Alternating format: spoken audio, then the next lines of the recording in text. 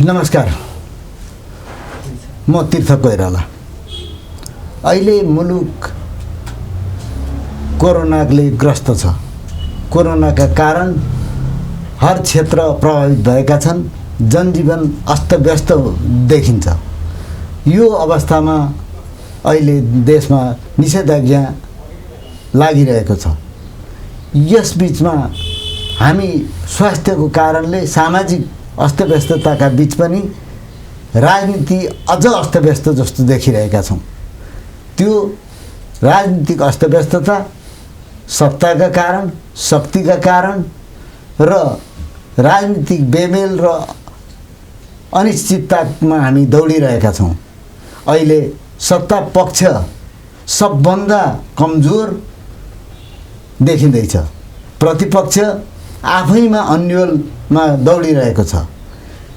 यस अवस्थामा अब कता जान्छ मुलुक? अरू विश्लेषकहरूले त भन्न सक्दैनन् नै।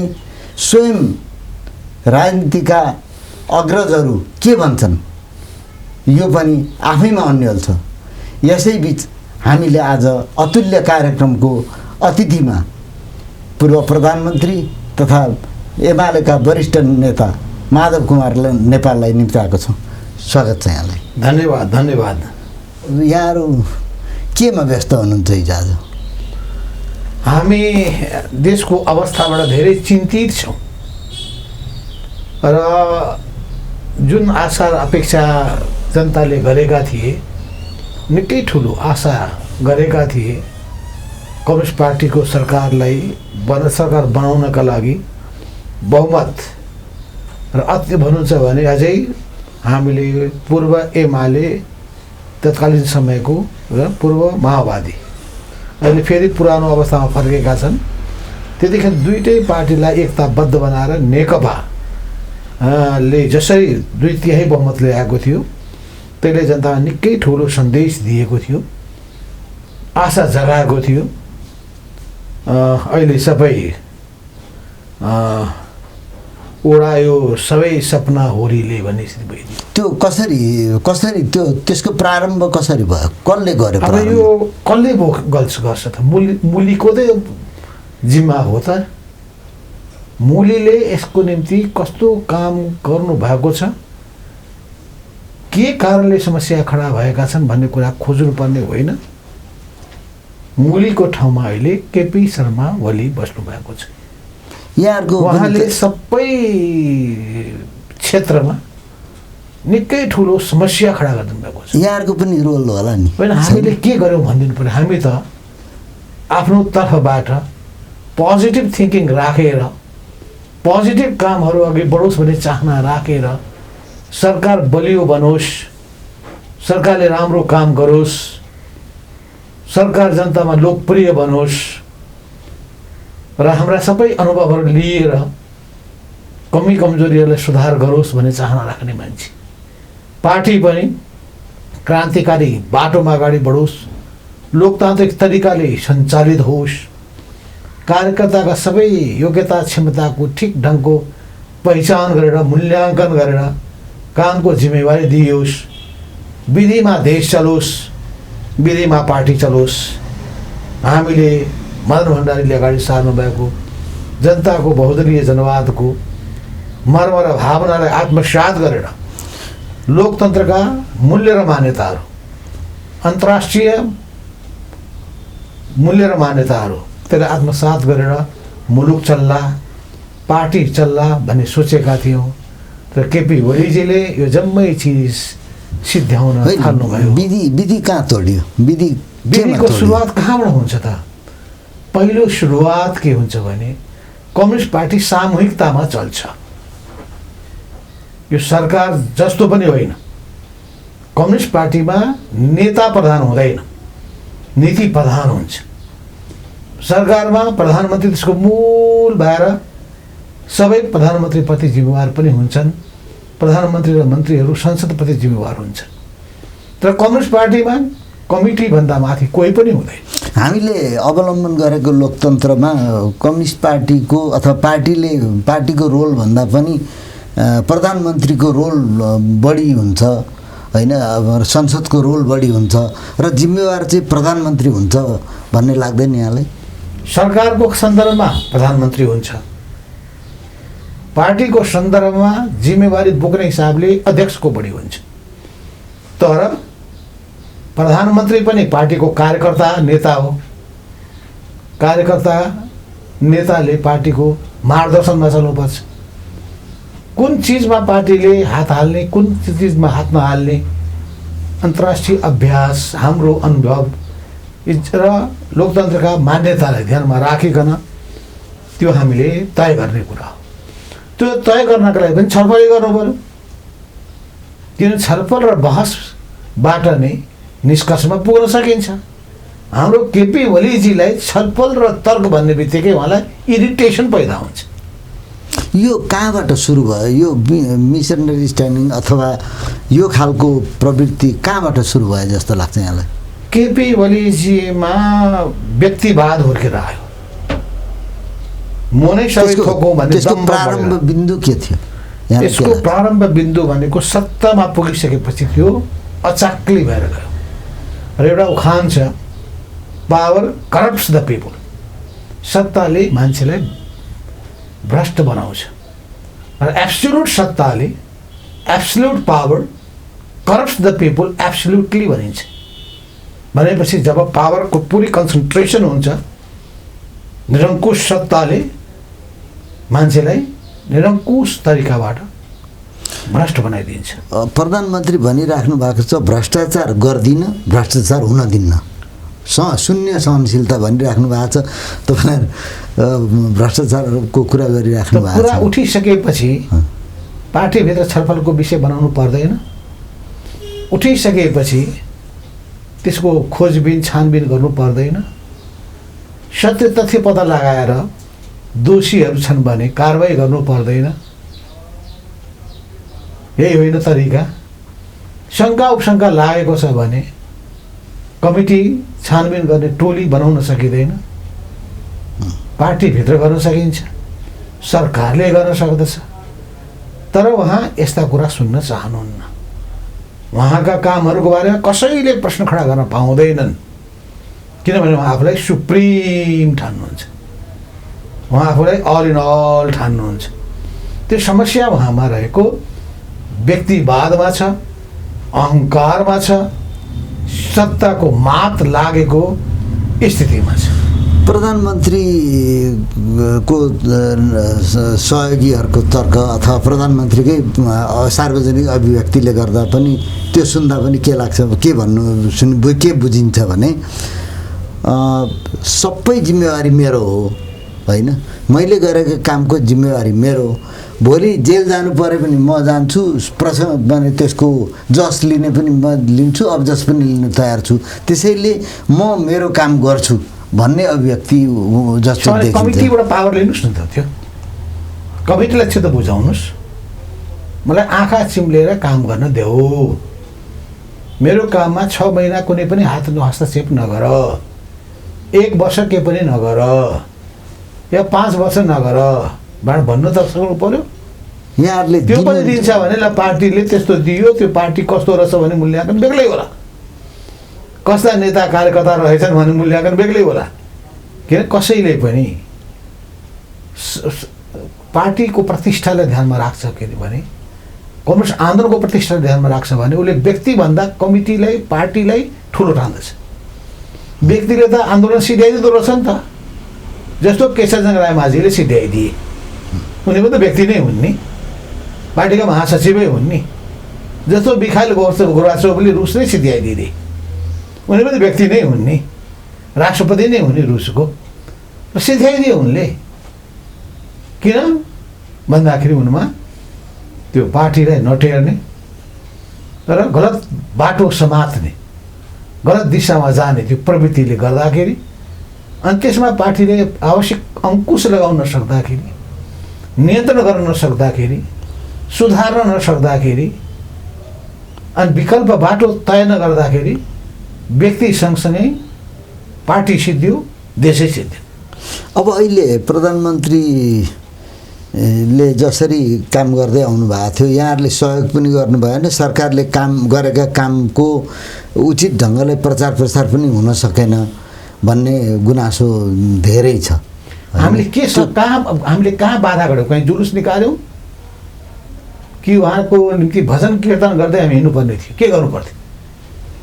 हामीले त सरकारले सबै विषयमा छलफल गरोस्, अरूलाई पनि सहभागितामा सहभागी बनाउनुहोस्, किनभने हामीले जुन डेमोक्रेसीको बाटो समातेका छौँ त्यो सहभागितामूलक डेमोक्रेसी हो।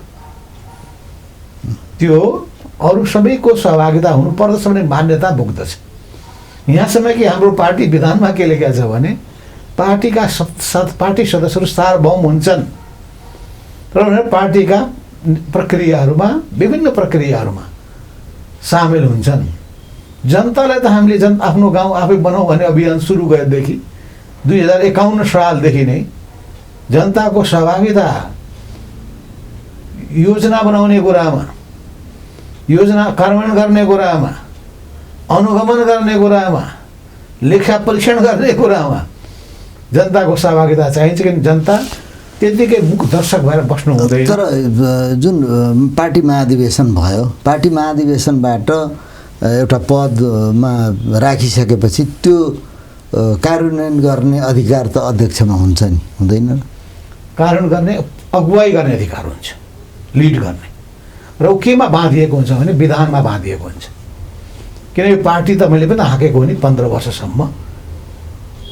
त्यो विधानमा के लेखेको छ भने पार्टीको बैठक विभिन्न तहको कुनै 1 महिनामा बस्नुपर्छ अनिवार्य हुन्छ, कुनैको 15 दिनमा बस्नुपर्छ अनिवार्य हुन्छ, कुनैको 3 महिनामा बस्नुपर्छ अनिवार्य हुन्छ, कुनैको 6 महिनामा बस्नुपर्छ अनिवार्य हुन्छ। तर केपी ओलीजीको पालामा 1.5 वर्षसम्म बैठक बसेन। प्रत्येक 3 महिनामा बस्नुपर्ने बैठक उहाँले जहिले पनि टाढ्दै जानुभयो। बैठक भनेपछि उहाँलाई एलर्जी। यहाँहरूले माग गर्नुभयो त? माग गरेका प्रमाण चाहिन्छ, प्रमाण मसँग छ। माग गरेको लिखित, माग गरेको कागजहरू, हस्ताक्षरित कागजहरू छ। कोरोना महामारीको बारेमा कमिटीको बैठक बोलाइयोस्, छलफल गर्न पाइयोस् भन्दा त उहाँले मान्नु भएन। देशमा उत्पन्न भएका समस्याको बारेमा बसेर छलफल गर्न पाइयोस् भन्दा उहाँले बैठक बोलाउनु भएन। समयमा बैठकहरू डाकियोस्, धेरै एजेन्डाहरू बाँकी छन् त्यसमा छलफल गरौँ, त्यो पनि मान्नु भएन। सरकारको कामको समीक्षा गरौँ, प्रदेश सरकारको कामको समीक्षा गरौँ, नगरपालिकाको कामको समीक्षा गरौँ, हाम्रा कार्यकर्ताहरूको काम कस्तो छ के छ त्यसको समीक्षा गरौँ, पार्टी कमिटीहरू कसरी चलिरहेका छन् त्यसको वास्तवमा मूल्याङ्कन गरौँ भन्दा उहाँ कुनै पनि चिजमा कहिले पनि तयार हुनुभएको थाहा छ? प्रधानमन्त्रीको हैसियतले जे काम गर्नु पर्थ्यो गरिराख्नुभयो। तर पार्टी परिचालनको सिलसिलामा यहाँहरूले आफ्नो जिम्मेवारी पुरा गर्नुभयो त? होइन, प्रधानमन्त्रीको रूपमा पनि उहाँले दायित्व पुरा गर्नुभएको छैन। सोल अथोरिटी उहाँले आफ्नो हातमा लिनुभयो। म पनि त झन्डै 2 वर्ष प्रधानमन्त्री भएको हो नि त। अथोरिटी लिए पनि काम गर्नुभयो होला नि त, यहाँलाई के लाग्छ? तर के हुन्छ भन्दाखेरि त्यो अथोरिटी डेलिगेट गर्नुपर्छ। आफ्नो काम जस्तो अहिले पनि काम के मिलिरहेको छैन भने यो प्रत्येक तहको कामको अनुगमन गर्ने सिस्टम बचाल्नुपर्छ। संहिताभित्र अधिकार त दिइन्छ, तर काम कसरी भइरहेको छ भन्ने कुराको रिपोर्ट लिनुपर्दछ। रिपोर्ट लिएर मात्रै पुग्दैन, अनुगमन गर्नुपर्दछ। अनुगमन गरेर मात्रै पुग्दैन, मूल्याङ्कन गर्नुपर्दछ। राम्रोलाई प्रोत्साहित र नराम्रो गर्दा दण्डित गर्नुपर्दछ। सबै तलसम्म नजर पुग्छ प्रत्येक कामको बारेमा। माथिले गर्ने के हो भने तलको कामलाई राम्रोलाई प्रोत्साहित गर्ने हो, नराम्रो कामलाई समयमा रोक्ने हो।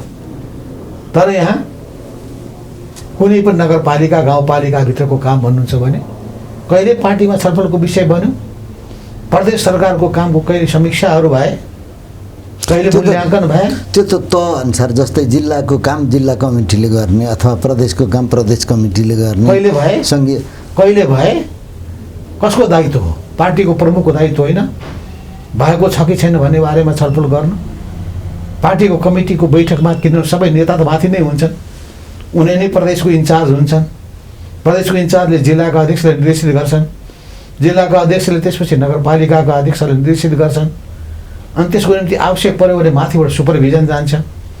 पार्टीका विभिन्न विभागहरू हुन्छन्, विभागले छानबिन गर्छ, पार्टीका निकायहरू हुन्छन् त्यसले छानबिन गर्छ, तरिका त्यही होइन। केपी ओली अध्यक्ष भइसकेपछि सबै भत्ताभुङ्ग भयो। आफ्नो तरिका हुन्छ होला नि, उहाँले अब यसरी गर्छु भन्ने उहाँलाई त्यस्तै राम्रो भइदिए त गजबै हेर्दैन। दुइटै हातले ताली बजाएर हामी स्वागत गरेको थियौँ, जनताले पनि स्वागत गरेको थिए। आज सबै जनताहरू निराश छन्। उहाँको कामबाट पार्टीको प्रतिष्ठा तल खस्केको छ। हिजोको उहाँको पार्टी सरकारको प्रतिष्ठा तल गिरेको छ।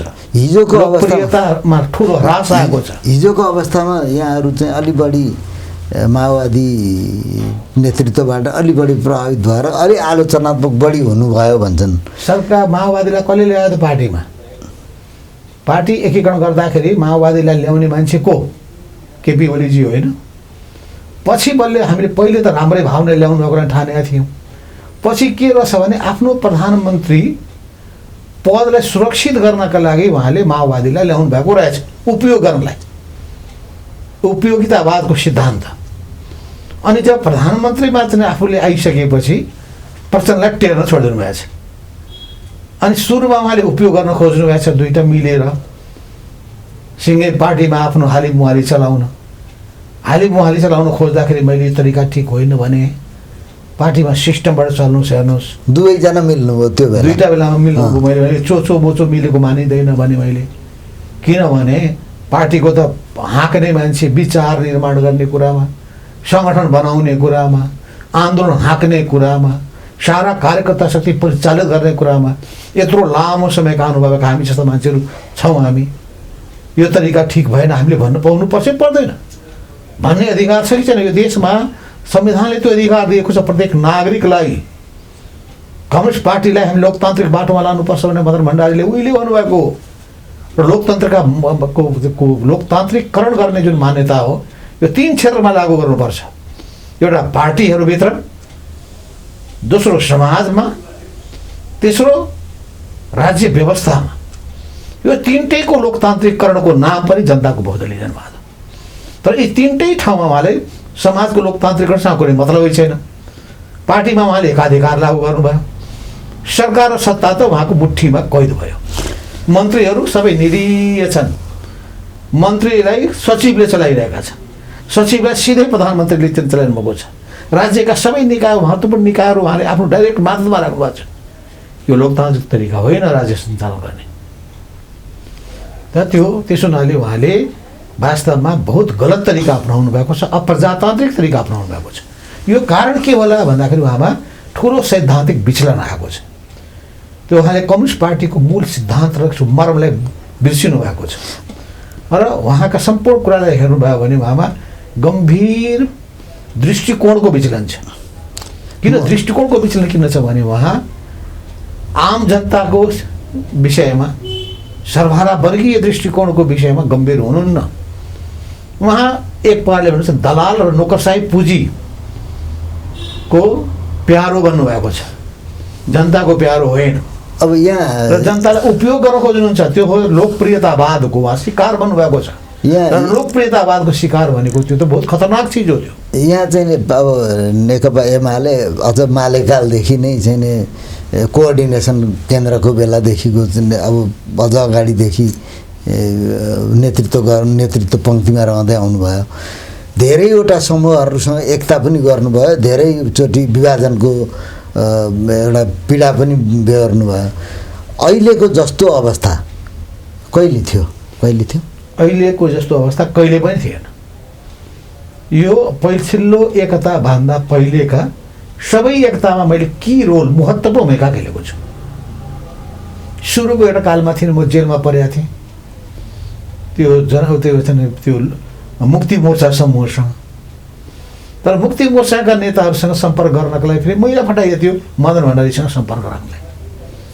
मैला जिम्मा दिएको थियो। म विराटनगरमा गएर मदन भण्डारी कमरेड पहिलोचोटि भेटेको पार्टीको तर्फ मैले हो। मदन आश्रित वामदेव, अब वामदेव कमरेड त जेलमा हुनुहुन्थ्यो, पछि छुट्नुभयो।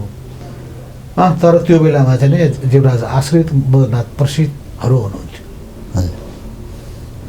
त्यो एकता प्रक्रियापछि 39 सालको विवादका क्रममा त्यो बेलाको कसरी हेर्नुहुन्छ? त्यो पार्टीमा बहस विवाद सुरुदेखि भएको छ।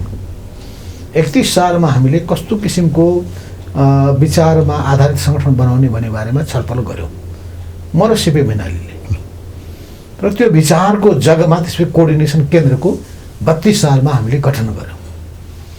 त्यो बेलामा हाम्रो बिचमा विचारको मतैक्यता नै थियो। हामी जम्मा 8 जना थियौँ। को हुनुहुन्थ्यो त्यसमा? सिपी मैनाली पहिलो सचिव हुनुहुन्थ्यो, म थिएँ दोस्रो पोलिट ब्युरोको मेम्बर थिएँ, तेस्रो रामचन्द्र यादव हुनुहुन्थ्यो, त्यो इन्डियाको उहाँ नक्सलवादी आन्दोलनसँग जोडिनु भएको, पछि नेपालमा मजदुर भएर काम गर्दै मोरङको नेपाल क्रान्तिकारी सङ्गठन मार्क्सवादी लिम्बादी मोरङको उहाँको जिल्लाको आबद्ध हुनुहुन्थ्यो। हामी 3 जना पोलिट ब्युरोमा थियौँ र केन्द्रीय कमिटीमा कमरेड जयन खनाल हुनुहुन्थ्यो, कमरेड अमृत बोहरा हुनुहुन्थ्यो, कमरेड मुकुन्द नेपाने हुनुहुन्थ्यो, कमरेड गोविन्द नेपाने हुनुहुन्थ्यो र कमरेड राई। हामी 8 जना थियौँ। 100 वाला 100 मध्येको रामचन्द्र यादव एक्स र हाम्रो उहाँ राई भनेको चाहिँ वाई, एक्स वाईको विवाद भनिन्छ नि, एक्स र वाईको विवाद 2034 सालबाट सुरु भएको त्यो एक्स वाईको विवाद 35 सालमा हामीले टुङ्गो लगाएका थियौँ न। त्यो हाम्रो कस्तो नाम बिर्सेको उहाँ हुनुहुन्थ्यो। त यी 8 जना मान्छेमध्ये 4 जना 4 जना हुनुहुन्न, 4 जना मध्ये 1 जना बित्नुभयो, बाँकी 2 जनाले राजनीति छोड्नुभयो, 1 जना सिपी कमरेडले अर्कै पार्टी खोल्नु भएको छ। अब 4 जना बाँकी छौँ। म छु, हामीसँगै छौँ एकदम। कमरेड जियान खनाल हुनुहुन्छ जो पछि पार्टीको महासचिव पनि हुनुभयो, अध्यक्ष पनि हुनुभयो, उहाँ हुनुहुन्छ, प्रधानमन्त्री पनि हुनुभयो, उहाँ हुनुहुन्छ। कमरेड अमृत बोहरा हुनुहुन्छ, पुरानो एकदम पुरै हाम्रो सिनियर कमरेड मध्येको अनुशासन आयोगको अध्यक्ष हुनुहुन्छ। कमरेड मुकुन्द नेपाली झापा आन्दोलनकालदेखिको योद्धा हुनुहुन्छ। यी सबै व्यक्तिहरू चाहिँ केपी ओलीको प्रवृत्ति वाक्क भइसक्नु भएको छ। हुँदा हुँदा मोहनचन्द्र अधिकारी वाक्क हुनुभएको छ, मोदनाथ प्रसिद्ध वाक्क हुनुभएको छ। जम्मै पुराना योद्धाहरू हाम्रो राधाकृष्ण मैनालीको तपाईँले सुन्ने गर्नुभएको छ।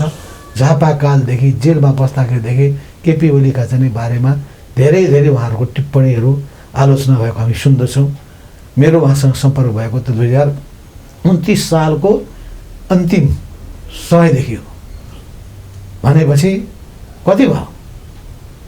झन्डै 49 वर्ष भएको छ। त्यो चाहिँ उहाँमा त्यो किसिमको त्यत्रो हुँदाहुँदै पनि मैले देखेँ उहाँमा बहुत गलत प्रवृत्ति हुर्केर आएको छ र यो हुर्किँदा हुर्किँदा हुर्किँदा त अब आसमान छुन थालेको छ। उहाँ छोइन सक्नु हुनुभएको छ। यसको समाधान पनि त होला नि त, यहाँहरूले कसरी? समाधान भनेको त मान्छेले गल्ती सुधारेपछि, स्वीकार गरेपछि र सुधारेपछि हुन्छ। जब मान्छेले गल्ती स्वीकार गर्दैन र सुधार्ने भावना राख्दैन भने त्यो मान्छे त्यो गल्तीको थुप्रोमा पुरिन्छ। केपी ओली गल्तीको थुप्रोमा पुरिँदै जानुभएको। अब अहिले पार्टी महाधिवेशनबाट चुनिएको अध्यक्ष केपी ओली होइन, महासचिव ईश्वर पोखरेल, एमाले अहिले यो एकता अदालतले अंशबन्ड गरिदिएपछिको।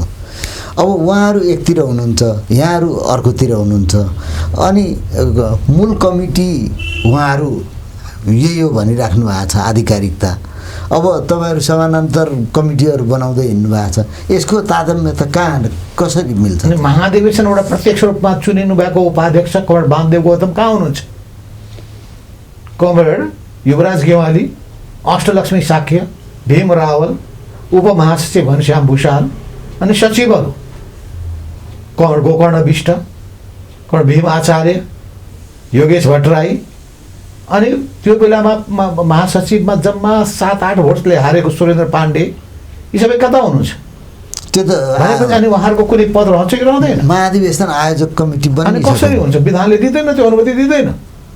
अनि मान्छे हामी सबै चाहिँ केन्द्रीय कमिटीका बहुमत सदस्यलाई जानकारी नदिकन, सोच्नै नगरिकन अनि सानो गुटको भेलाबाट कुनै बैठक गर्न पाइन्छ? एक, विधानले दिँदैन दिएको निर्णय गर्न पाइन्छ? सबैको पद खोज्दिन पाइन्छ?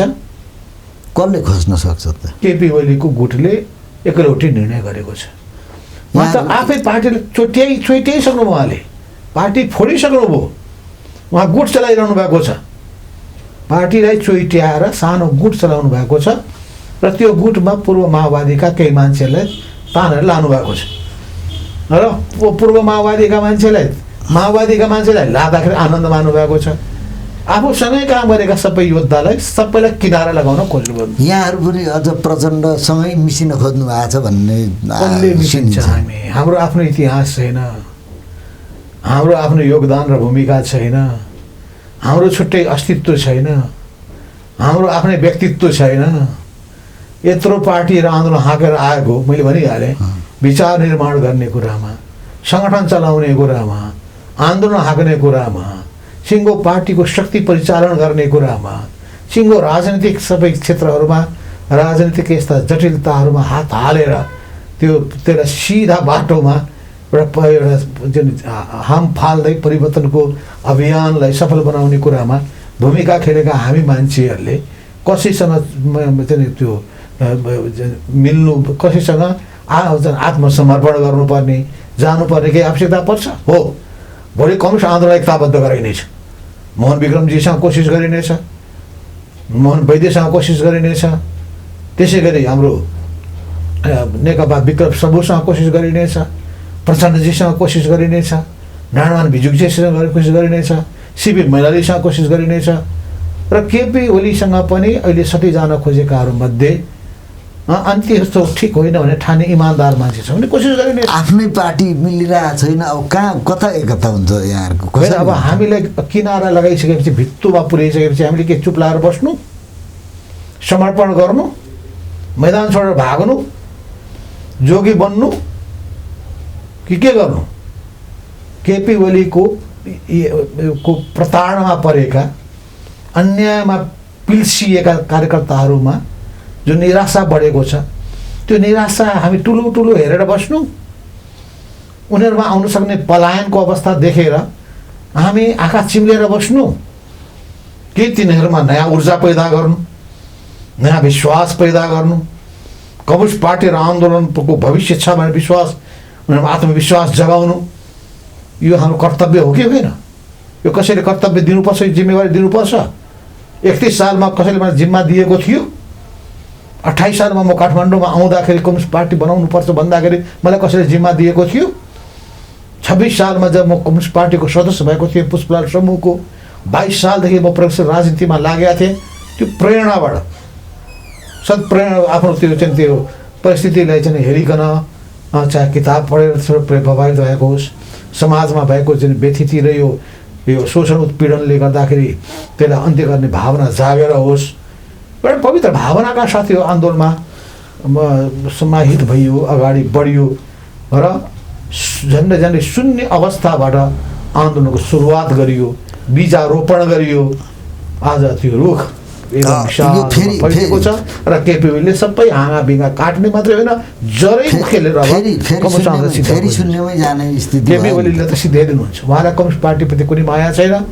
उहाँलाई अब अहिले त प्रधानमन्त्रीको कार्यालयबाट उहाँले जुन ढङ्गले काम गर्दै हुनुहुन्छ त्यो सबै कामहरू विवादास्पद कामहरू छन्, गलत कामहरू छन्। के विवादास्पद छ? हेर्नुहोस् त उहाँको निर्णय गर्ने तरिकाहरू यी जस्तो मानिलिउँ, जनताका गुनासाहरू छन् भने भ्रष्टाचारको चरम कुराहरू सुनिन्छ, त्यसको छानबिन गर्नुपर्छ पर्दैन? कति वर्षपछि चाहिँ भररा बनेवाला छ, अहिले उहाँले उद्घाटन गरिसक्नु भएको छ। उहाँले 165वटा निर्वाचन क्षेत्रको एकै ठाउँमा बसेर शिलान्यास गरिदिनु भएको छ। हस्पिटल यस्तो कहिले भएको छ? हस्पिटल मात्रै होइन, विकास निर्माणका आयोजनाहरू यस्तो पनि कहीँ हुन्छ? आजसम्म सुन्नुभएको छ यस्तो कुरा? अब उहाँले 20 वर्षको योजनाको एकै दिनमा शिलान्यास गर्नुभएको छैन। कर्णालीबाट चाहिँ उत्पादन नेपालका जलविद्युतको जति 1 लाख मेगावाट बिजुलीको एकै दिनमा शिलान्यास गर्न भएको छैन। किन? उहाँमा एउटा के भावना पैदा भएको छ भने सबै ठाउँमा नाम टाँसिहालौँ, फोटो टाँसौँ, नाम टाँसौँ, यस्तो भयो। काम भयो भने त राम्रै हो नि। काम भए त राम्रो, दुईटै हात उठाएर ताली बजाइने थियो।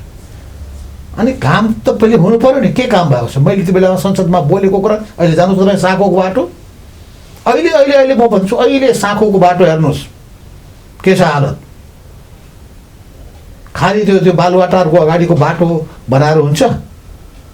म हिजो जाँदै थिएँ, मैले हेरेँ, मैले परासीका चाहिँ त्यो नगरपालिकाहरूको हालत फोहोर। अनि मलाई लाग्यो यो देशमा हेर्ने कोही पनि छैन कि क्या हो? सुपरभिजन गर्ने कुनै निकाय छ कि छैन? बाटाहरूको बिजोग मैले देखेँ। ती सबै बिजोगहरू अनि कुनै काम समयमा पुरा नभएको, त्यसपछि त्यसको ओभर एस्टिमेसनदेखि लिएर अनेक भएको चाहिँ अनेक कसले कुन चिजले प्राथमिकता पाउनुपर्ने, कुन चिजले प्राथमिकता नपाउनुपर्ने, पैसा कहाँ खर्च गर्दाखेरि अधिकतम लाभ लिन सक्ने, कहाँ चाहिँ खर्च गर्न नहुने, यी सबै कुराहरूको बारेमा गम्भीर। सबै सङ्घीय सरकारले होइन नि, त्यो त स्थानीय सरकारको प्रदेश कसको सरकार जिम्मेवारी कसको हुन्छ त? देशमा हुने व्यतिथिको जिम्मेवारी कसको? सरकारको होइन, प्रधानमन्त्रीको होइन, यो पार्टीको सरकार भएको पार्टीको होइन।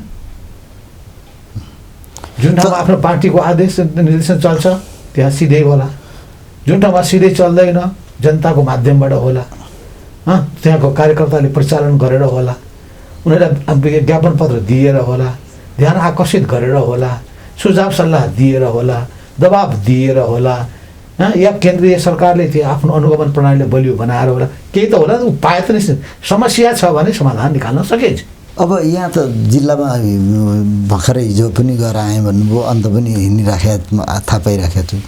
जिल्लाको यहाँहरूकै पार्टीको कार्यकर्ताहरूको भनाइ के छ र आम मानिसहरू के भन्छन् त? यहाँ जिल्लाका कार्यकर्ताहरू के भन्छन् भन्दाखेरि केपी ओलीबाट अत्यन्तै ज्यादती भयो।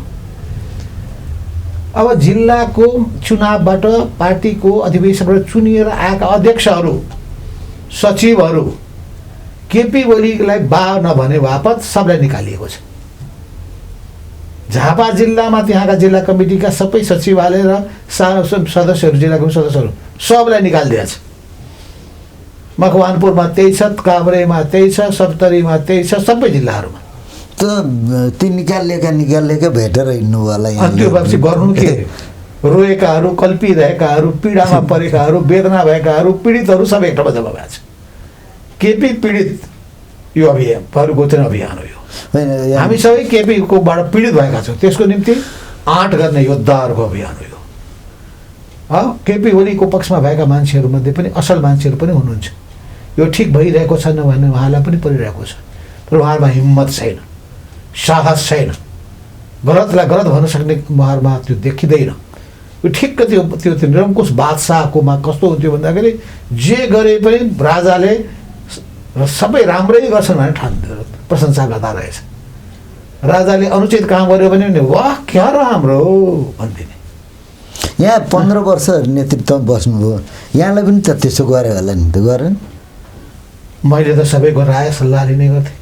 मेरो समयमा हेर्नुहोस् त सबै बैठकहरू कति समयमा हुने गर्दथ्यो, व्यापक छलफल बहस हुने गर्दथ्यो, शक्तिको परिचालन गर्ने गरिन्थ्यो। बरु सबै बेलामा समस्या खडा गर्ने काम कोही केपी ओलीले जहिले पनि गुटबन्दी गर्ने। केपी ओलीको जिनमै गुटबन्दी रहेछ। झापा कालदेखि गुटबन्दी गर्दै गर्दै आएको मान्छे। उहाँले भन्नुहुन्छ 4 पल्ट 5 पल्ट मलाई निष्कासन, म त धुलो टक्टकाएर उठाए मान्छे भन्नुहुन्छ। यहाँहरूले पनि त अन्याय गर्नुभएको रहेछ। उहाँले झापा जिल्ला कमिटीको बैठकै कहिले पनि बोलाउनु भएन भन्छन् उहाँहरू। सोध्नुहोस् मुकुन्द कवाडलाई। अनि त्यो झापा जिल्ला निकालेको जिम्मा मैले लिन्छु, म त त्यो झापासँग जोडिएको त होइन त। म अहिले पो मेरो झापा ससुराली भयो। मेरो नभए झापाले त म त जान्ने म त जान्ने रौतहट जिल्ला हो। रौतहटपछि पर्सा जिल्ला र वीरगञ्ज हो। वीरगञ्जपछि जान्ने भनेको मैले विराटनगर मोरङ हो। मोरङपछि जाने भनेको जनकपुर अञ्चल हो। जनकपुर अञ्चल भइसकेपछि अनि सारा देश हो। यहाँले अन्याय गर्नु भएन सर? भएको छ भने ल्याउनुहोस् न त, म पनि समीक्षा गरौँला। यदि अन्याय भएको लागेको छ भने ल्याउनुहोस्, विगतको पनि समीक्षा गरौँला। मबाट कमी कमजोरी भएका छन् भने त्यसलाई स्वीकार्न म तयार छु। महान मान्छे त्यो हो, असल मान्छे त्यो हो जसले आफ्नो कमी कमजोरी हुन सक्दछ भने ठान्दछ र सुधार्न तयार हुन्छ। मलाई लाग्न सक्दछ कि मैले कमजोरी गरेको छैन। यही कुरा तपाईँ र केपी ओलीका बिचमा किन हुन सक्दैन त? आफ्नो कमजोरी आलोचना आत्मालोचना, सुन्ने मान्छे कम्युनिस्ट पार्टी भन्ने त आलोचना आत्मालोचना भन्छ नि। के यो खाँडो आलोचना आत्मालोचना? उहाँ त कम्युनिस्ट पार्टीको स्पिरिटबाटै टाढा गइसक्नु भएको छ। यो आलोचना आत्मालोचना, यो लाल सलाम, यो चाहिँ एकदम कि मार्क्सवाद लेनिनवाद, यस्तो यस्तो कुरा पनि गर्ने हो। अब त्याग तपस्या बलिदानको कुरा गर्ने बेला हो यो। अहिले त स्वार्थ पुरा गर्ने हो, कमाऊ खाऊ, स्वार्थ पुरा गर, र त्यस्तै जमात उहाँले आफ्नो वरिपरि घोलबन्द गर्नुभएको छ। जबकि हामी त्यो स्पिरिटमा अघि बढ्न चाहन्छौँ। त्याग तपस्या बलिदानको, देशभक्तिको भावना, जनताप्रतिको प्रेमको भावना, जनताको मुक्तिको निम्ति प्रयत्नको सङ्कल्प, समाजको रूपान्तरण गर्ने अभियान, सामाजिक आर्थिक सांस्कृतिक रूपान्तरण गर्ने अभियान, देशको उत्पादनमा वृद्धि, रोजगारी युवाहरूलाई प्रदान गर्ने, जनताका पीडा र वेदनालाई सम्बोधन गर्ने, हाम्रो सम्पूर्ण विषयको केन्द्रबिन्दु जनता र राष्ट्र हुनुपर्दछ। यो गर्ने कुरामा अहिले त अब नेकपा एमालेको सरकार छ होइन। हिजो सिङ्गो एउटा कम्युनिस्ट पार्टी माओवादी सहितको सरकार थियो। त्यो बेला सँगै जान नसके पनि यहाँहरू पुरानो एमाले पङ्क्तिलाई त एक गरेर लान सक्छ। समस्या कहाँनिर त एमाले भित्रैको समस्या हो यो। समस्या त एमाले भित्र अहिले खडा भयो, पहिले नेकपामा खडा भएको थियो। केपी ओली जहाँ जहाँ जाने हो समस्या त्यहाँ त्यहाँ खडा गर्ने हो। समस्या सृजना गर्ने सृजनकार भनेको केपी ओलीजी हो, उहाँ समाधान होइन, उहाँ समस्याको सृजनकर्ता हो।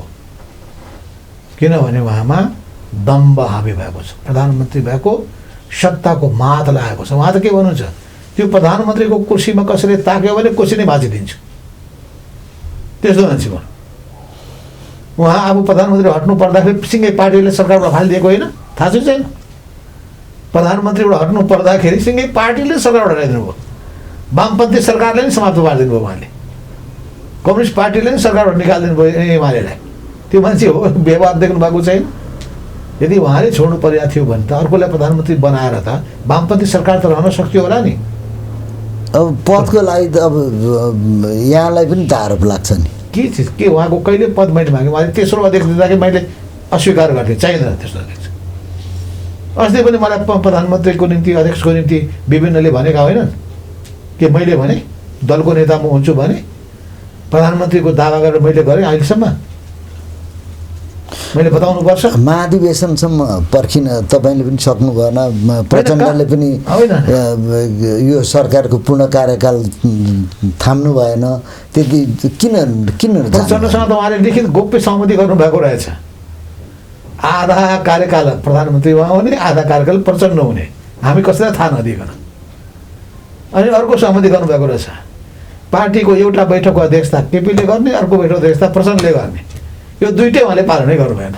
उहाँले सुरुमा कागजमा सही गर्नु हुँदो रहेछ, अन्त्यसूची त्यो पालन गर्नु हुँदो रहेछ। मान्छेलाई मूर्ख बनाइदियो, त्यो मान्छे कागज बोकेर बस्दो रहेछ, व्यवहारमा कहिले पनि लागु नहुने। त्यो आफ्नो उहाँ चाहिँ स्वार्थको निम्ति तल्लीन हुने मान्छे हो, उहाँमा त्यागको भावना छैन। अहिले यहाँहरू बिचमा भेटघाट पनि बराबर भइराख्यो। अस्ति होटल म्यारियटमा भेट भएको, दुईचोटिको कुरा आयो। यो बस्दाखेरि हुने कुरा चाहिँ के त यहाँहरू? मैले उहाँलाई के भने भन्दाखेरि, तपाईँ हाम्रो बिचमा धेरै कुराहरूमा विगतका तिता पीडाहरू होलान्, तर अब हामी हृदय अलि विशाल गरौँ र त्यो तिता पीडा कुरालाई एकछिनलाई बिर्सौँ, थाती राखिदिउँ र नयाँ सिराबाट अघि बढौँ। नयाँ सिराबाट अघि बढ्नको लागि हामी के गरौँ भन्दाखेरि 2077 साल फागुन 23 गते सर्वोच्चले गरेको फैसलालाई आधार मानेर अब हामी अघि बढौँ।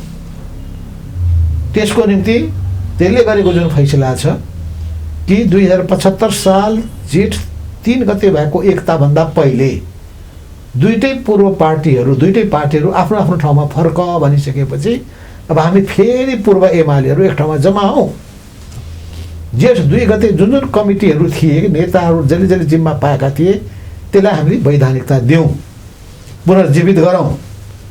203 जनाको केन्द्रीय कमिटी थियो, त्यसलाई जगाउँ। फेरि जिल्ला अध्यक्षहरू जे थिए उसलाई त्यो जिम्मा दिउँ, प्रदेशको जो इन्चार्ज थिए उसलाई जिम्मा दिउँ, विभागीय जो प्रमुख थिए उसलाई जिम्मा दिउँ, जनसङ्गठनका जो प्रमुखहरू थिए उसलाई जिम्मा दिउँ र त्यसपछि के परिवर्तन गर्नुपर्छ त्यहाँ बसेर छलफल गरेर परिवर्तन गरौँ। उहाँले मान्नु भएन। उहाँको भनाइ के त? थाहै नदिकन गोप्य मिटिङ एउटा गुटको भेला गर्नुभएछ उहाँले बारवाटारमा फागुन 28 गतेका दिनमा। हामी कसैलाई थाहा छैन। पार्टीका 4 जना उपाध्यक्ष छन्, 2 जना वरिष्ठ नेताहरू छन्, 1 जना उपमहासचिव छन्, 3 जना सचिव पदमा छन्, स्थायी कमिटीका सदस्यहरू छन्।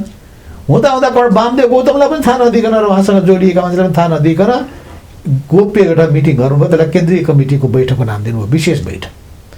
र त्यहाँ उहाँले त मन परी ढङ्गले केन्द्रीय कमिटीको सदस्य सङ्ख्या पनि थपिदिनु भयो, उहाँलाई मन परेका मान्छेले माथि उठाइदिनु भयो, अरू सबै हामीले सबैको पत्ता साफ गरिदिनु भयो। विधानको मनपरी संशोधन गर्नुभयो अनि बाधाडकाउ फुकाउने अधिकार चाहिँ उहाँले आफ्नो हातमा लिनुभयो, सम्पूर्ण पावर आफ्नो हातमा कन्सन्ट्रेट गर्नुभयो। त्यसपछि चाहिँ ल अब आइज, अब यहाँ टाङमुनि छेर। त्यो निर्णयको आधारमा हाम्रो चैत्र 7 गतेको बैठकमा आउबाट भन्नुभयो, हामीले भन्नु हुँदैन। अब के गर्नु? हामीले भन्यौँ चैत्र 28 गते फागुन 28 गतेको त्यो बैठक अवैध बैठक हो। त्यो बैठक तपाईँले अवैध हो भन्ने कुरा मान्नुहोस्, त्यो निर्णयलाई रद्द गर्नुहोस्, त्यो निर्णय फिर्ता लिनुहोस् र जेठ 2 गतेको बिन्दुमा पुगौँ। हामी अहिले पनि भनिरहेका छौँ, यो दस्तावेज हामी निकालेका छौँ। तपाईँले हामीले चैत्रको चाहिँ 4-5 गते देशभरिका कार्यकर्तामा नयाँ उत्साह, नयाँ ऊर्जा, नयाँ उमङ्ग, नयाँ सक्रियता बढाउनको लागि हामीले भेला गऱ्यौँ।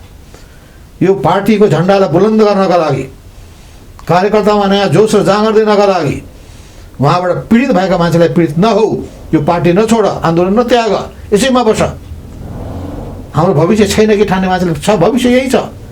देश जोगाउने पनि, प्रजातन्त्र लोकतन्त्र जोगाउने पनि, संविधानको रक्षा गर्ने पनि, परिवर्तनको अभियानको अभियन्ता बन्ने पनि, क्रान्तिकारी बाटोमा अघि बढ्नका लागि पनि आउनुहोस् भनेर हामीले भन्यौँ। र यहाँ हामीले यसको सबै कारणको विश्लेषण गऱ्यौँ, पार्टीमा किन समस्या कसको कारण। त्यसपछि हामीले यहाँले केपी ओलीले हामीमाथि कारबाहीको निम्ति चिठी लेख्नुभयो, त्यसमा उहाँले जवाब दियो। जवाब दिइसकेपछि उहाँले हामीलाई कारबाही गरेर निकाल्नुभयो। अनि निकालिसकेपछि अनि हेर्दै हेर्नुहोस् दस्तावेज, यो दुईटै दस्तावेज हामी निकालेर तपाईँले विश्लेषण गर्नुहोस्, दुनियाँले हेरोस् सत्य को हो, सत्यको आधारमा को छ। अलग पार्टी भइसक्नु उसमा हामी अलग भएका छैनौँ। उहाँले निकाल्नु भए पनि हामी यो पार्टी आन्दोलन छोडेर हिँड्दैनौँ। हामी कम्युनिस्टै हुन्छौँ, कम्युनिस्ट पार्टीकै रूपमा रहन्छौँ। एमालेको मूल धार, क्रान्तिकारी धार यही हो। केपी ओलीले बाटो विचलितको भएर चाहिँ जानुभएको छ, त्यसो हुनाले उहाँ चाहिँ अर्को धार हुन पुग्नुभयो। अब महाधिवेशनको कुरा आइराखेको छ, त्यो महाधिवेशनमा यहाँहरू सहभागी हुनु। कस्तो महाधिवेशन? महाधिवेशन त विधिबाट चलाउनु पर्यो। पार्टीको विधानले के भन्छ? महाधिवेशन कसरी गर्नुपर्छ?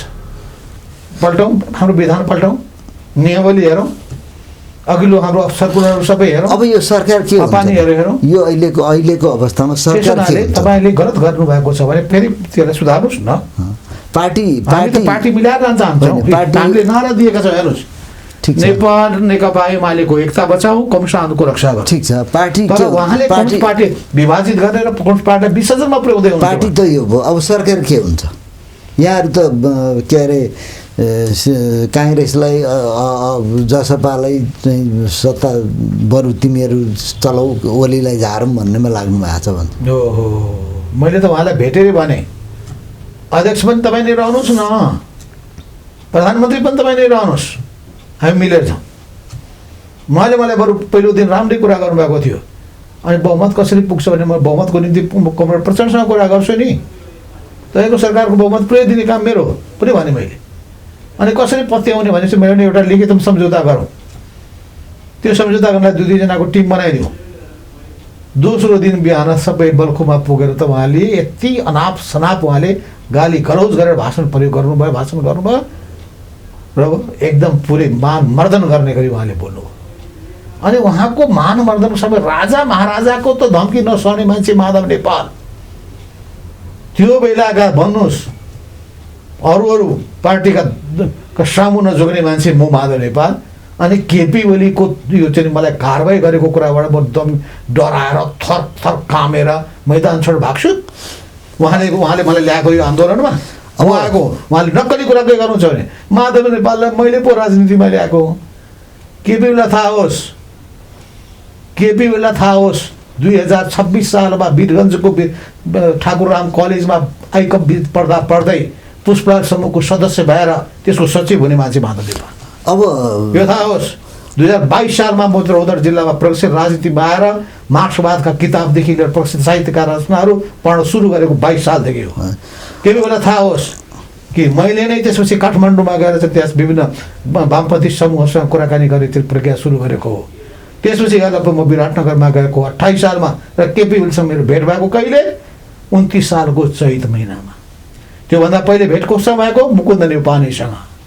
अनि त्यसै क्रममा कोसँग भेट भयो सिपी मैनालीसँग अनि सिपी मैनालीबाट मैले दुईटाले सुरु गरेको यो सबै अभियान अनि त्यसपछिका चाहिँ नेताहरूमध्ये हाम्रो जियान खनाल अमृत बोहरा यी सबै नेताहरू अब हामी अन्तिमतिर आयौँ यो वामदेव गौतम सङ्गठनमा आन्दोलनमा अगाडि बढ्नु अब दुईजनाले यहाँहरूले नाउँ लिने गरेको मदन भण्डारी उहाँको स्मृतिमा अब जेठ 3 गते आउँदैछ त्यो बेलासम्ममा हामी एउटै एमाले अथवा एउटा समझदारीको वातावरण देख्न पाउँछौँ के लाग्छ केपी ओलीले सोच्नुभयो भने पुनर्विचार गर्नुभयो भने गल्ती महसुस गर्नुभयो भने अब जेठ 2 गतेको अवस्थामा फर्काउँ भनेर उहाँले त्यो ठाउँमा पुग्नुभयो भने यो बिचमा भएका उहाँका गलत निर्णयहरू सबै यो अनुचित निर्णयहरू वैधानिक निर्णयहरू फिर्ता लिनुभयो भने सम्भव छ। यहाँहरू चाहिँ आफ्नो आत्मालोचनाको लागि तयार हुनुहुन्छ? के चिज हामीबाट के भएको छ भन्नुहोस् न त ल। हामीले के गल्ती गरेका छौँ बताइदिनु पर्यो। पद्धति तोड्नुभयो, समानान्तर कमिटी बनाएर। कहाँ समानान्तर हामीले कमिटी बनाएका छौँ? उहाँले निकालेका मान्छेलाई संरक्षित गर्नु परेन हामीले? उहाँले सडकमा फालेका मान्छेलाई हामीले त्यतिकै असरलाई छोडिदिने? माधव नेपालको नामबाट निकालिएका मान्छेलाई जोगाउने जिम्मेवारी माधव नेपालकोहरूको हो कि होइन? कि तिमीहरू जहाँसुकै जाऊ अर्को पार्टीमा लाग आन्दोलन छोडिदेऊ भन्दिने? हामी पार्टी मैले भने नि कि अहिले यो धार अलग नभएकोदेखि धार देखिँदैछ। मूल धार त एउटा हो नि। कम्युनिस्ट पार्टीको एउटा मूल कम्युनिस्ट पार्टी नै एउटा नदी हो मानिलिउँ, त्यसमा पनि अलग धार हो। यो अर्को यो मूल धार हो, त्यो सबभन्दा ठुलो धार। एउटै फेरि अलग हुने खतरा देखिएको छ। एउटै धार बनाउनु, अलग धार देखिएको छ। एउटै धार भोलि गएर फेरि अरू त्यो चाहिँ केपी ओलीसँग भएका मान्छेहरू हामीसँग त आउनै पर्ने हुन्छ। त्यसो अवस्थामा त्यो फेरि घुमेर किन आउनु? अहिलेदेखि त्यो अवस्था नबनोस् भनेर होस् गर्नुपर्छ। तर केपी ओलीले हामीलाई ठेलेर मुन्ट्याएर निकाल्दैछन् र आफ्नो सानो गुट लिएर बसेका छन्। त्यो सानो गुटलाई पार्टी भनिरहेका छन्। त्यो पार्टी होइन, केपी ओली गुट हो। यो हामी उभिएको ठाउँ नै पार्टी हो। हामी उभिएको ठाउँ नै पार्टी हो, जहाँ उभिन्छौँ त्यही पार्टी हो। यो पार्टीमा तपाईँहरूको निजीकरण भयो कार्यकर्ता माधव नेपालको, ओलीको, केपी ओली मैले भने महाधिवेशनको कुरा कति सम्झिरहेको हुन्छ? महाधिवेशन मेरो प्यानल थियो र उहाँको प्यानल थियो। प्यानल बनाउने उहाँकै हो विचार। उहाँले भन्नुभयो यो पार्टीमा 2टा प्यानल बनाऊ, एउटा तपाईँको प्यानल एउटा मेरो प्यानल। प्यानलको नाम राखेपछि त्यहाँ टिक लगाए। अनि उहाँ 10-20 भोटले के जित्नुभयो? जितेको दिनदेखि खेदेकी मलाई किन भोट दिनुहोस्, मलाई किन साथ दिनुहोस्, तँलाई चाहिँ म बस्न दिन्न, यो पार्टीमा त्यो म टिक्न दिन्न भनेर मान्छेलाई चुनावको टिकटै पनि नदिने, नगरपालिकाको टिकटै नदिने, प्रदेशसभाको टिकटै नदिने, प्रदेशसभाको टिकटै नदिने। त्यसको निम्ति पनि मैले मुड्की कस्नु पर्ने, मैले कराउनु पर्ने, मेरो साथीलाई संरक्षण दिनुपर्ने, केन्द्रीय कमिटीमा आउने नदिने, कमिटी गठनै नगर्ने। उहाँले 9 महाधिवेशनपछि सल्लाहकार कमिटी गठन गर्नु भएन। उहाँले जेस कम्युनिस्ट मञ्च भनेको त नामको संस्थै गठन भएन। अरू कमिटीको पनि विस्तारै गर्नु भएन। उसो भए जेठ 3 गते यी सबै कुराहरूको त्यो सबै जेठ 3 गतेभन्दा पहिलेको अवस्थामा फर्किने गरी त्यो राम्रो घोषणा गर्ने हो भने हामी सबै कुरा बिर्सिन तयार छौँ, थाती राख्न तयार छौँ। उहाँले 2टा कुरा गर्नुहोस्। फागुन 28 गते 2077 साल फागुन 28 गतेको उहाँले गरेको त्यो बैठक फिर्ता लिनुहोस् र जेठ 2 गते फर्किने निर्णय गर्नुहोस्। सर्वोच्चको अदालतको जुन फैसला छ फागुन 23 गतेको फैसला अनुरूप पुरानो नेकपा एमालेलाई एकताबद्ध बनाएर लिएर जाने काममा जुट्नुहोस्। त्यो कमिटीलाई फेरि पुनर्जीवित गरौँ, नयाँ ढङ्गले जाउँ। अरू कुराहरू पार्टीमा तितो पिरो भइरहन्छ, त्यसलाई हामी एकछिनलाई बिर्सौँ, थाती राखौँ, छोपेर राखौँ, समयमा उठाउँला। तर हेरौँ देशको आवश्यकता, जनताको चाहना, पार्टी कार्यकर्ताको चाहनाको आधारमा अगाडि बढौँ र त्यसको हिसाबले चाहिँ जाने हो भने पार्टी विधानको पालना गरौँ, सिस्टमलाई फलो गरौँ, न्यायपूर्ण ढङ्गले चल्ने कामहरू गरौँ। अन्तिममा यो सरकारको विरुद्ध अविश्वासको प्रस्ताव आयो भने तपाईँहरू के गर्नुहुन्थ्यो? सरकारको विरुद्धमा अविश्वासको प्रस्ताव त हामीले ल्याउने कुरो त भएन। हामी त पार्टीको ल्यायो भने उहाँले त आरोप लगाइसक्नु, उहाँले अर्को पार्टी खोल्यो होइन, ल्यायो भने तपाईँहरू उहाँले मलाई लेखेर सोध्नुभएको छ अर्को पार्टी खोलिसक्यो भनेर। खोलेको छैन। अर्को पार्टीमा सामेल भएको छैन। यो सरकार ढाल्न लाग्यो। कहाँ ढाल्न लाग्नु? मैले त उहाँलाई भेटेरै भनेको छु तपाईँ बस्नुहोस् न बाबा प्रधानमन्त्री भएर भनेपछि अर्को 2 तपाईँहरू वर्ष सपोर्ट पनि कार्यकाल। गर्नुहुन्न कसैले अविश्वास प्रस्ताव ल्यायो त्यसो भएको हुनाले चाहिँ कुनै पनि चिजको बारेमा त मैले भने जब तपाईँले राम्रो सम्बन्ध सम्पर्क राख्नु त पर्यो, साथ लिनु पर्यो नि, साथ लिन जान्नु त पर्यो। जान्नु भएन भने साथ लिन जान्नु भएन र एउटा कुनामा तपाईँ ठेल्न खोज्नुभयो भने निकालिदिने रे हामी 27 जनालाई। सक्नुहुन्छ निकाल्न? निकाल्ने 3टा अवस्था आउँछन् ख्याल होस्। स्थानीय निकायका मान्छेलाई त तपाईँले निकाल्नै सक्नुहुन्न, किन व्हिप लाग्दैन। नगरपालिका गाउँपालिकाका कसैलाई पनि व्हिप लाग्दैन।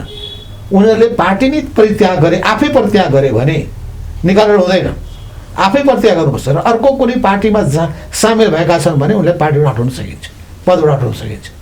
तर आफै पार्टी परित्याग गरेको छैन र अर्को पार्टी जोइन गरेको छैन भने यो पार्टीले निकाल्न सक्दैन। 1 प्रदेश सभा र प्रतिनिधि सभाका सदस्यहरूको हकमा कि आफै पार्टी त्याग्नु पर्यो, अर्को पार्टी जोइन गर्नु पर्यो वा जारी भएको व्हिप संसदमा प्रदेश सभामा उल्लङ्घन भएको देखिनु पर्यो। त्यो अवस्थामा तपाईँले निकाल्न पाउनुहुन्छ। हामीले त्यसो त गरेका छैनौँ। त त्यसो भएको हुनाले चाहिँ निकालिदिन्छु, 27 जनाले 38 जना निकालिदिन्छु। माधव नेपालको नजिक भएका 38 जनालाई निकालिदिन्छु अरे यो दम्भ। अनि त्यसपछि बोलाउँदै धम्काउँदै किताकाट गर प्रधानमन्त्रीले यस्तो भन्न सुहाउँछ? अब उहाँले एक्लै बोलाउँदै के भन्नुहुन्छ भने तिमी माधव नेपालको पक्षमा लाग्ने कि मेरो पक्षमा लाग्ने भनेर बोलाउने। मेरो पक्षमा लाग्छौ भने के दिनुपर्छ म दिन तयार छु अरे। माधवको नेपालको पक्षमा लाग्ने तिम्रो पत्ता साफ गरिदिन्छु अरे। बाप रे बाप। अनि कोही डराउँछन्? तर्सिने यो गए राजा महाराजसँग लडेर गणतन्त्र ल्याएको मानिसहरू हुन् यी हाम्रा सबै कार्यकर्ताहरू। त्यसमा नयाँ पुस्ता नयाँ उत्साहका साथ अघि बढिरहेको छ। युवा पुस्तामाथि हामी धेरै आशा गरिरहेका छौँ। उनीहरू जनअन्याय अत्याचारको खिलाफमा विरुद्धमा दृढताका साथ उभिन्छन्। हामीले अगाडि सारेको यो चाहिँ अभियानलाई अझै उनीहरू नयाँ सिराबाट अघि बढाएर लानको लागि तिनीहरू तयार छ। त्यो धम्कीको भाषा प्रयोग नगर्नुहोस्, मृदु भाषी हुनुहोस्, विनम्र हुनुहोस्। कम्युनिस्ट पार्टीमा माओवादीले सिकाउनु भएको छ राम्रो काम गर्नुहोस्, विनम्र हुनुहोस्। भाषा मिल्यो, भाषाले मात्रै पुग्दैन, काम पनि मिल्नु पर्यो, कदम पनि मिल्नु पर्यो। भाषा मिल्नु पर्यो, कदम मिल्नु पर्यो, निर्णय मिल्नु पर्यो, मिलेर जान सकिन्छ। ल यहाँहरूलाई कदम मिलाउने भाषा मिलाउने अवसर आओस्। जेठ 3 गते सम्भवमा त्रुटि सुधार्नुहोस्, राम्रो हामी अघि बढ्न तयार छौँ। हस्, यहाँको समयका लागि धन्यवाद छ। हस् त धन्यवाद। कार्यक्रममा अतुल्यबाट आज बिदा चाहन्छौँ। धन्यवाद, नमस्ते।